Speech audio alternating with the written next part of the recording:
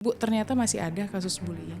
Bullying itu sepanjang ada interaksi antar manusia nggak bisa habis sama sekali. Oke. Bullying itu kan nggak berdiri sendiri. Hmm. Dia harus kita perhatikan backgroundnya, apakah di rumah ataukah di sekolah atau juga ada di perjalanan. Nah yang suka kelewat sama kita tuh di perjalanan. Booming, rame, kemudian di blow up di berbagai media, Habis itu lupa kan? habis itu hilang. Nah, ya jadi kita ini cenderung nggak konsisten, kagetan. Kagetan. Begitu ada berita, wah gitu kan panik semua. Tapi kemarin kemana aja? Bagaimana nilai-nilai sosial yang selama ini ada juga tetap harus dibangkitkan. Jadi dibangkitkan tuh di dalam pendidikan kita, kepada keluarga, kepada anak, pada masyarakat bersama-sama. Dan dia bukan lip service, tapi sesuatu yang memang dijadikan contoh gitu. Maksudnya orang-orang dewasa di sekitar anak-anak itu harus memberikan contoh. Perlu nggak sekolah-sekolah yang memang di situ terjadi peristiwa bullying juga mendapatkan punishment atau teguran? Sekolah itu membangun budaya anti bullying nggak? Bukan cuma tulisan di tembok gitu ya. Itu bukan, tapi membangun nggak gitu kan, iklim itu satu. Apakah sekolah itu akan langsung dihukum? Kalau sekolah itu betul-betul tidak memperhatikan, iya. Tapi kita lihat dulu sekolah itu menjalankan proses atau enggak. Hai, kamu lagi di Sudut Dengar Parlemen. Hai, kamu sedang menyaksikan dan mendengarkan Sudut Dengar Parlemen sama Nadia Kanaya. Nadia hadir lagi untuk membahas yang lagi rame lagi. Kasus bullying yang pastinya dengan mudah kamu dapatkan informasi di sosial media kamu. Karena ini rame banget ya. Menyedihkan. Nah, kita mau bahas, ternyata masih ada loh kasus bullying ini. Sudah ada Bu Ledia Hanifah yang menemani saya, anggota Komisi 10. Selamat pagi Ibu. Selamat pagi, Assalamualaikum warahmatullahi wabarakatuh. Waalaikumsalam warahmatullahi wabarakatuh. Bu, ternyata masih ada kasus bullying. Padahal kemarin sempat ada di sekolah yang cukup terkenal, sekarang di sekolah negeri pun terjadi. Pertama, bullying itu sepanjang ada interaksi antar manusia nggak bisa habis sama sekali. Oke. Tapi kita yang harus cermati adalah nggak boleh naik gitu kan, kasusnya nggak boleh naik kasusnya tuh nggak boleh naik. bukan berarti disembunyikan, bukan, maksudnya kita tetap harus memperhatikan. Kedua, bullying itu kan nggak berdiri sendiri. Dia harus kita perhatikan backgroundnya, apakah di rumah ataukah di sekolah atau juga ada di perjalanan. Nah yang suka kelewat sama kita tuh di perjalanan. Kalau zaman saya dulu tuh suka ada yang nyegat ya kalau di jalan teh, gitu kan, yang kayak gitu-gitunya. Malak-malak kecil. Malak-malak kecil lah, mau kecil mau gede tetap malak gitu. Jadi yang kayak gitu-gitu kan seringkali tidak terperhatikan oleh kita. Kita mungkin orang tua berpikir bahwa gini, iya anak pergi ke sekolah, udah SD lah ya, kelas 5, kelas 6, udah bisa jalan sendiri, udah diajarin jalan di pinggir, kalau nyebrang lihat gitu, atau sekolahnya sangat dekat, kan tidak ada jaminan bahwa kemudian dia tidak mendapatkan gangguan di perjalanan. Tapi ini sebagai sebuah proses, sebenarnya proses bagi kita untuk kemudian lebih cermat. Tapi juga nggak boleh jadi pembenaran, nggak apa-apa dibully karena itu latihan gitu, latihan buat ke depan, enggak juga gitu. Jadi bagaimana kita bisa lebih empati dan lebih berinteraksi sama yang lain tuh dengan baik. Nah berarti kan ada tanggung jawab di rumah, ada tanggung jawab di sekolah, dan ada tanggung jawab komunitas. Oke. 3 pilar ini ya oleh Ki Hajar Dewantara akan disebutkan. Oke. Di rumah ya orang tua suka tanpa sadar nih, kamu jangan temenan deh sama dia tempat kuenya nggak bagus. Kita kan tasnya dia cuman begitu. Memang masih ada yang seperti itu? Ada, saya sudah mendengarkan beberapa laporan, jadi ada sejumlah laporan. Artinya tanpa disadari orang tua ada mengklasifikasi, baik klasifikasi by sosial atau klasifikasi budaya yang itu sebenarnya sadar atau tidak seringkali terucap. Nah karena itu buat kita penting untuk memberitahukan bahwa kalau dalam Islam itu kan inna akramakum indallahi atqakum. Yang paling baik di antara kamu adalah yang paling takwa, yang paling soleh gitu. Jadi sama sebenarnya semua. Nah tinggal bagaimana kemudian kita menjadi lebih istimewa karena ketaatan kita. Jadi implementasi ketaatan itu pada seharian gitu. Oke. Nah itu yang mulainya dari rumah. Oke. Kemudian di sekolah interaksinya kan lebih luas. Kalau di rumah kan paling cuma sama tetangga kanan kiri aja gitu Iya. kan. Nggak ada dong anak SD tiba-tiba se-RT gitu kan. Enggak. Makanya terus kan. Terlalu rame Oh ya. ya rame kan. Kalau di sekolah kan jadi lebih banyak. Ada kakak kelas, ada teman sekelas, ada teman paralel, ada teman ekskul gitu. Nah tapi itu tetap diperlukan untuk dia belajar berinteraksi sosial. Karena nggak boleh putus tuh keterampilan sosialnya dia gitu. Nah yang terakhir, kalau namanya bullying itu kan laten ya, maksudnya tersembunyi. Kadang-kadang dia muncul, kadang-kadang enggak gitu kan. Nah itu yang kita perlu persiapkan. Makanya kalau kami di Komisi 10 tuh sejak awal gini, ayo dong di SD udah ada yang namanya guru BK. Oh ya, penting Kita itu. kan belum ada nih SMP. Terus kalau yang namanya guru BK tuh kalau yang bandel, yang kesiangan, yang nakal di kelas itu dibawa ke guru BK. Padahal namanya bimbingan konseling itu bisa dengan data yang dia punya, dia bisa melakukan pendampingan sama anak-anak ini gitu kan. Bisa jadi misalnya kelas 1 aman, kelas 2 aman, kelas 3 aman, kelas 4 orang tua cekcok bisa jadi. Kalaupun orang tua menganggap itu biasa aja kok, tapi kata si anak mungkin ada hal-hal yang dia tidak nyaman. Kalau ada guru bimbingan konselingnya di SD dia bisa cerita. Jadi itu lebih aman, lebih nyaman buat dia. Ada hal-hal tertentu ya. Nah wali kelas juga harus sudah mulai aware, bukan cuma administratif. Oke, berarti artinya salah satu antisipasinya dari itu adalah menghadirkan Guru guru bimbingan BK, konseling. BK ya. Ya. Ya. Kalau SD ya, karena SMP juga mungkin jumlahnya harus ditambah, SMP SMA. Rasionya Dari guru BK dari yang guru BK ada yang di ada itu sekolah. harus ditambahin supaya ada rasionya karena mereka cepat sekali terpapar informasi baik positif maupun negatif. Kalau kita nggak punya antisipasinya gitu ya, maksudnya mengclearkan sebenarnya yang dipahami apa sih gitu. Yes. Nah itu jadi harusnya ada gitu. Bu, kalau terkait dengan kasus yang selama ini terjadi kan banyak sekali yang terjadi di sekolah. Kalau kita boleh sebenarnya ini kelalaiannya dari mana? Apakah dari pengawasan di sekolah atau memang tidak bisa nih kita menyalahkan sekolah? Kalau tadi Ibu ini kan keterkaitan ya antara bagaimana dia di rumah, di sekolah. Tapi kalau kita kembali, kita kan tetap harus tahu siapa ini yang lalai. Kelalaian orang dewasa di sekitar anak-anak. Bareng-bareng lah kita semua. Oke, berarti Jadi, bukan hanya pihak sekolah, Bukan hanya semua sekolah. Cuma yang kan ada. gini, kejadian tuh biasanya di sekolah karena Yes. paling lama di sekolah, jam paling lama di sekolah kan itu. Nah jadi sebenarnya kita perlu ada katakanlah gini sesi-sesi yang lebih dekat antara wali kelas dengan orang tua. Cuma kan gini, aduh ngapain sih cerita-ceritain urusan rumah saya? Kan itu implikasinya besar ke sekolah. Terus kemudian juga berkaitan dengan bagaimana anak di sekolah, guru juga harus secara fair melaporkan. Wah ini anaknya pejabat nih jangan dilaporin gitu kan nggak bisa begitu, ini anak selebriti jangan gitu. Kan justru untuk perbaikan anak, bukan kita tidak mau membuka aib ke orang tua keluarga tidak, tapi menyelamatkan anak itu menjadi penting. Kalau kita pakai sudut pandangnya Undang-Undang Perlindungan Anak itu disebutnya kepentingan untuk anak gitu. Oke, itu semua kepentingan untuk anak. Tapi kalau kita melihat dari kasus yang sudah ada, booming, rame, kemudian di blow up di berbagai media, Habis itu lupa kan? habis itu hilang. Nah, ya jadi kita ini cenderung nggak konsisten, kagetan. Begitu ada berita, wah gitu kan panik semua. tapi kemarin kemana aja gitu kan? Ya. Itu karena ini babnya perilaku. Kalau perilaku nggak bisa hit and run penyelesaiannya. Oke. Kalau perilaku dia harus konsisten. Dan pendidikan itu menuntut konsistensi. Jadi mau tidak mau semua harus memperbaiki diri. Oke katakanlah mungkin gini, aib deh karena ternyata anak saya pelaku ya gitu, pelaku bullying. Ya berarti kan kita juga harus merefleksikan diri, perbaikan diri kita, gimana mendampingi. Kita juga perlu mungkin kalau memang karena ada satu dan lain hal, perlu ada psikolog yang membersamai gitu.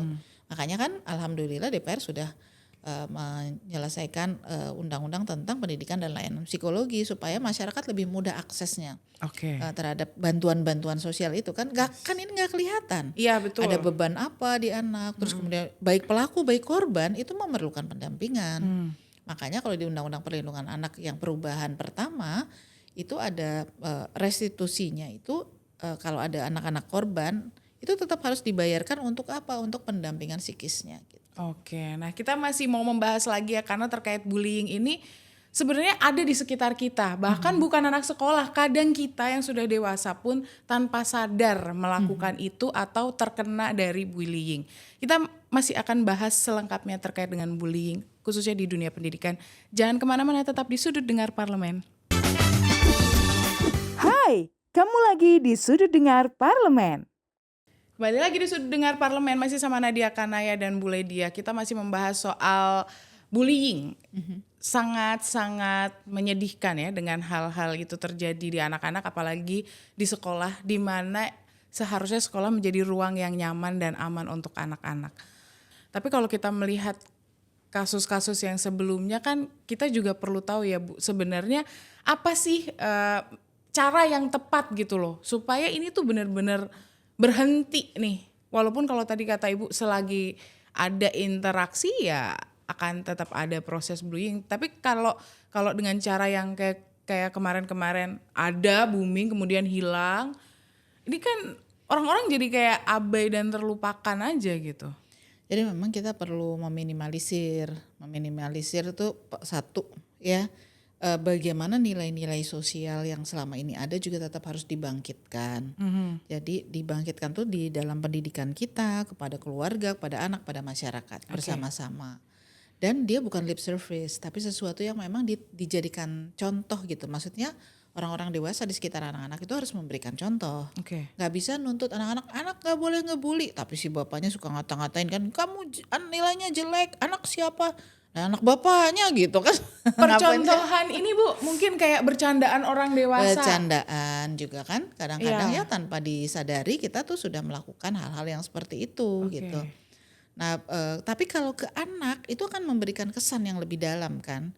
Sesama kita karena kita udah kenal, misalnya saya ngeledekin Nadia gitu ya. Terus Nadia mungkin gak sakit hati, Allah cuman kayak gitu aja gitu kan. Tapi kan ada anak, kalau ke anak itu akan beda efeknya gitu. Nah itu yang harus dicermati betul-betul. Terus ada laporan misalnya cerita, ada guru yang berteman dengan orang tuanya anak. Kamu anak si atau si siapa gitu. Jadi panggilan bapaknya ketika kecil itu disebutin ke anak gitu. Misalnya katakanlah gini, kamu si nakal gitu misalnya ya, tapi bukan itu. Kamu anak si nakal ya gitu, gitu. Anak tahu bahwa bapaknya bisa dipanggil. Tapi karena itu dipanggil di sekolah, itu kan humiliation ya, bikin malu gitu kan pada anak. Anaknya merasa itu dibully gitu, dia lapor gitu. Nah kayak gitu-gitu kan. Yang paling penting gini, apakah guru sangat dekat pada anak-anak secara merata ya, secara adil. Dalam kerja kelompok, guru kan paling gampang gini, ayo kerja kelompok, kerjain gitu kan. Nanti ibu nilai berdasarkan kelompok. Ketika kelompok, proses membentuk kelompoknya gak ditemenin, kita bisa bayangin ada yang bosi dong. Kamu ngerjain ya, semua ini bagian kamu, presentasi kamu, riset kamu gitu, bagi tugas, terus dianya gak ngerjain apa-apa, tapi dia yang presentasi, terus dia yang dapat nama, kan suka gitu kan. Proses di dalam kelompok itu yang harus dihidupkan. Nah proses itu potensial untuk nanti kemudian muncul konflik berikutnya. Nah makanya gurunya perlu tahu karakter anak-anaknya seperti apa. Ada anak yang maunya perfect gitu, perfect versi dia. Padahal menurut teman-temannya enggak gitu-gitu amat deh gitu. Artinya dia harus belajar berinteraksi, bahwa ada nilai-nilai orang lain, bagaimana kemudian dia unsur bagaimana dia menerima ada orang yang berbeda dalam kelompoknya dia, terus kemudian bagaimana dia respect, menghormati, dan bagaimana kemudian dia empati sama yang lain. Jadi toleran lah, lebih toleran. Oh ya oke. Nah dia punya pendapat, boleh dia punya pendapat, meskipun nama kita hampir sama, tapi bisa jadi kan beda. Bisa jadi kan dalam satu tertentu beda. Oh ya udah, yang penting saya udah tahu bagaimana posisi Nadia, bagaimana posisi saya. Jadi kita kemudian kalau ada persoalan kayak gini kayaknya bisa diselesaikan. Bu, kalau dengan beberapa peristiwa yang sudah terjadi terkait bullying ini, akhirnya ada beberapa sekolah yang akhirnya juga menyembunyikan peristiwa dari bullying itu terjadi. Nah, kalau Ibu melihatnya seperti apa ini?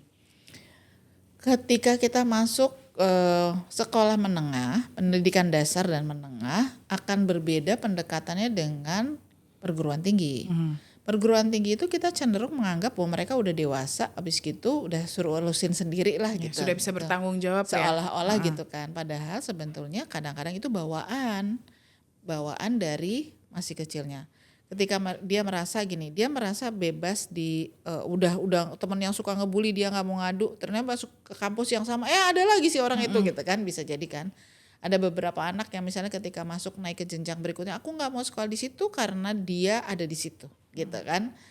Bukan sekarang itu sudah bukan gini, karena teman aku masuk situ, aku jadi mau masuk situ, tapi juga termasuk pertimbangan anak-anak ketika ditawarkan oleh orang tuanya masuk sekolah, enggak karena si kakak itu dulu pernah ngebully aku dan dia ada di situ. Ada di situ. Gitu. Nah itu proses dan itu cukup panjang. Maka tadi penanganannya jadi harus konsisten. Ditambah kedekatan dan kesiapan anak-anak untuk terbuka dan berinteraksi itu harus dilatih. Terkait dengan punishment Bu, perlu nggak sekolah-sekolah yang memang di situ terjadi peristiwa bullying juga mendapatkan punishment atau teguran lah Sekolahnya atau sekolahnya Sekolahnya. dan Pertama yang harus dilihat gini, kalau ada metodenya Dr. Abdullah Nasi Ulwan tuh yang pertama adalah dia harus orang dewasa di sekitarnya memberikan contoh. Sekolah itu membangun budaya anti bullying enggak? Bukan cuma tulisan di tembok gitu ya.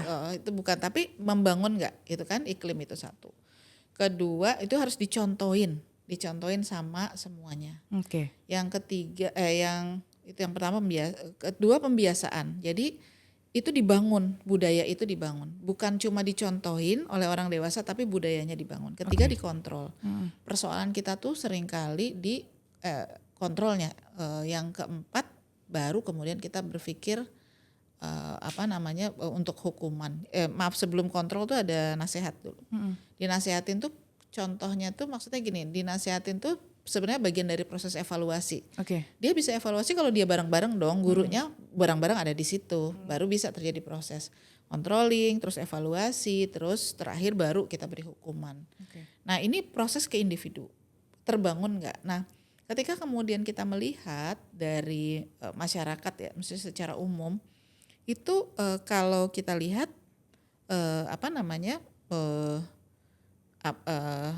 secara umumnya nanti apakah sekolah itu akan langsung dihukum? Kalau sekolah itu betul-betul tidak memperhatikan, iya. Tapi kita lihat dulu sekolah itu menjalankan proses atau enggak.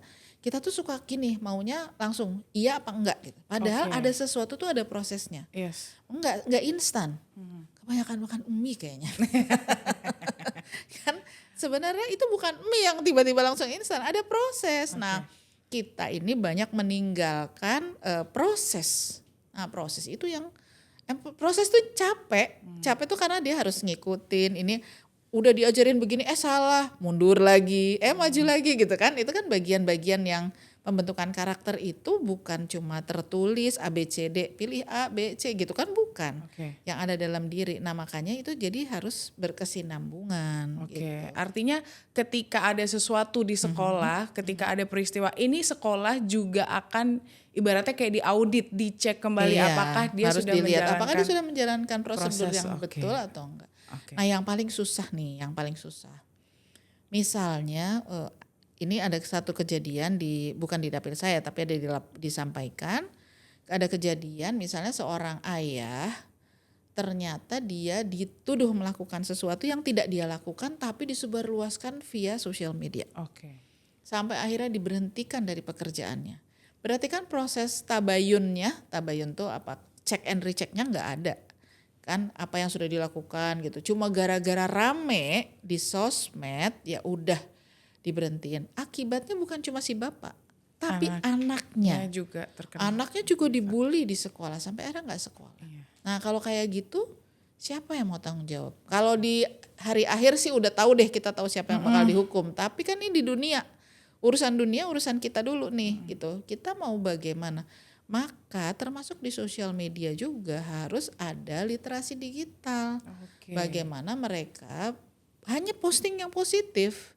Jadi jangan posting yang negatif. Kenapa? Karena termasuk komen.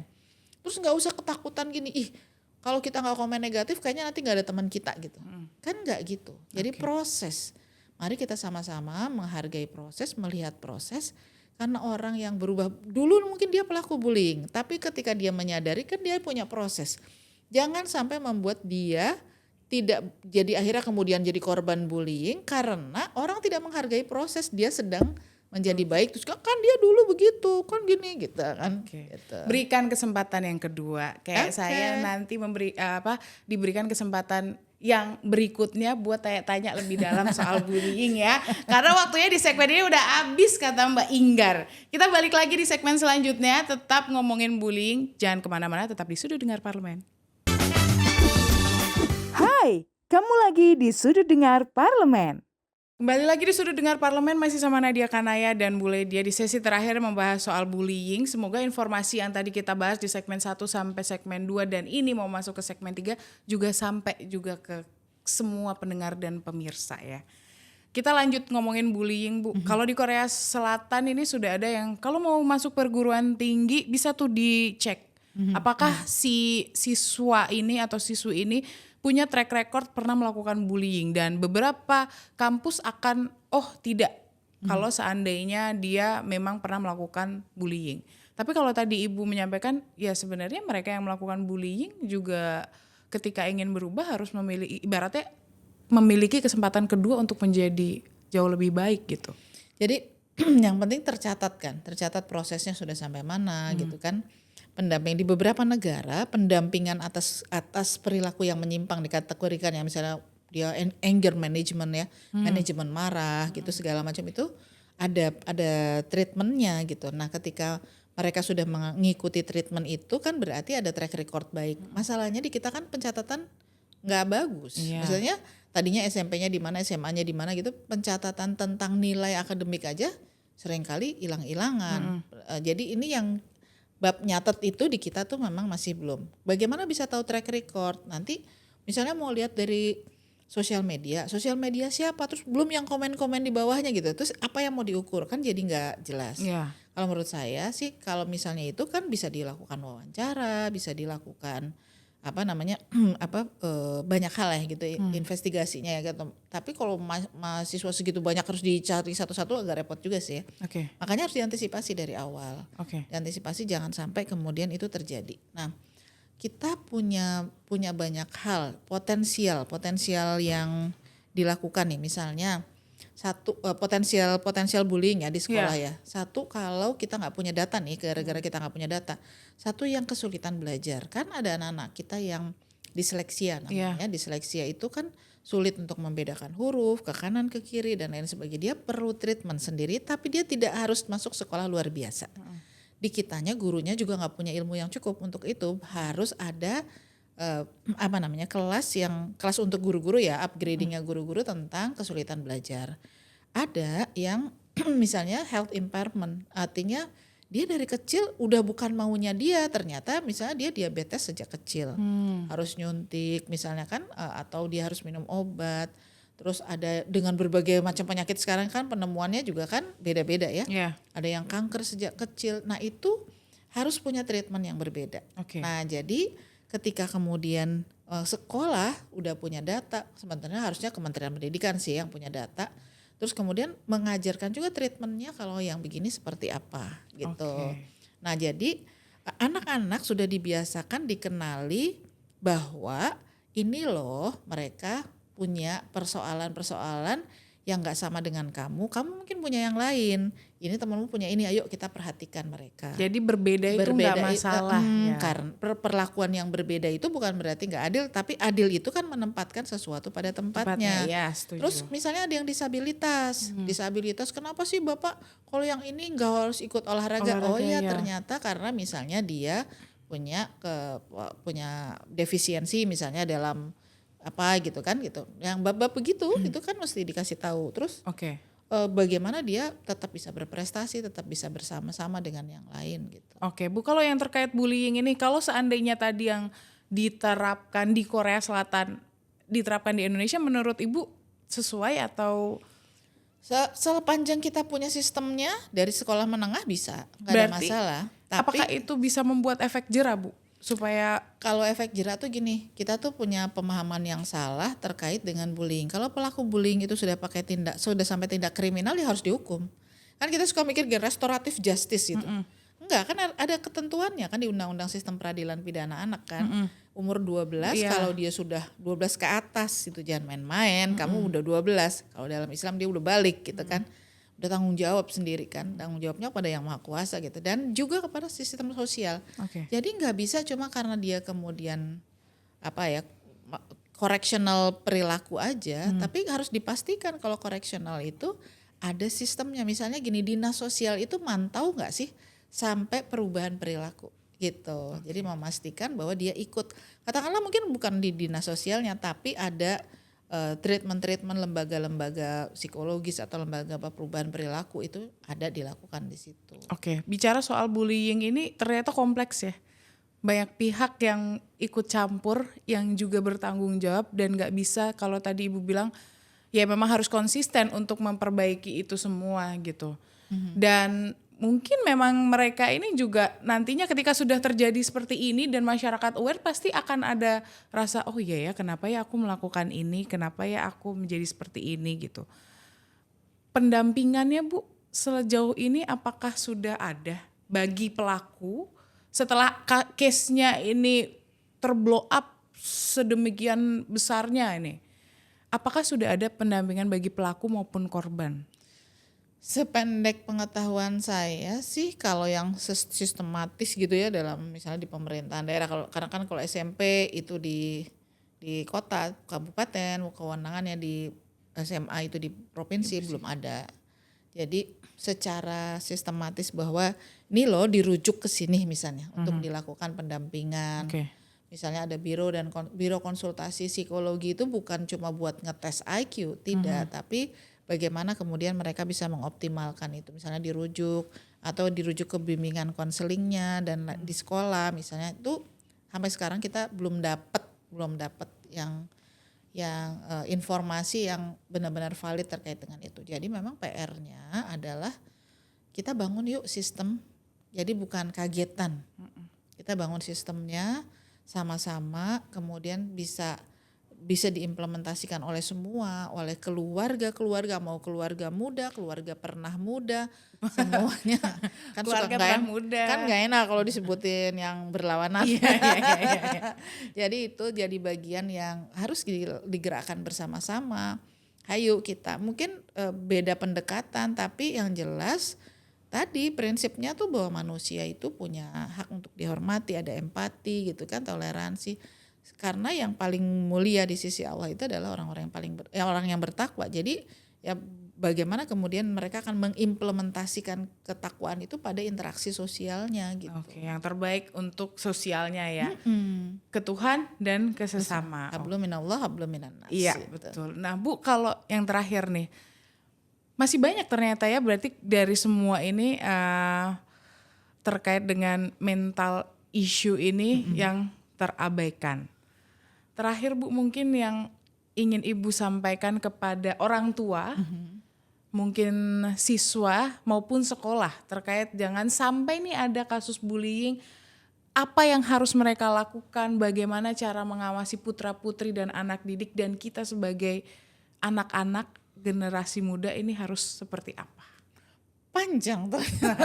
Panjang, harus dalam 2 menit.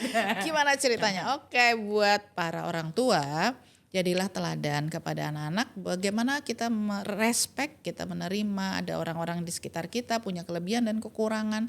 Kita juga empati kepada apa yang dialami oleh mereka. Buat anak-anak, kalau kamu lihat ada yang dibully, ada yang diledek-ledekin, jangan takut untuk lapor kepada guru. Bukan untuk mengadu-adu, tapi harus dilihat, oh ini loh kejadiannya nggak boleh kayak gitu ya. Terus buat sekolah, lebih terbuka, lebih dalam, kenali anak-anak Anda dan juga kenali lingkungan keluarganya dan bagaimana kemudian keterampilan melakukan konseling kepada anak-anak supaya berjalan dengan baik.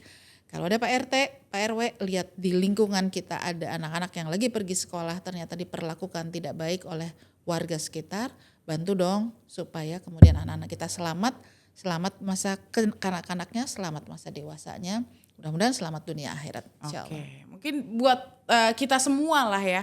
Kalaupun ada tindakan-tindakan yang tidak baik di jalan, apalagi anak-anak, ya kita juga harus wajib peduli, jangan abai, jangan cuek. Takutnya itu hal-hal yang negatif yang berbau bullying akhirnya berdampak pada hal-hal yang tidak baik berikutnya ya kan Bu?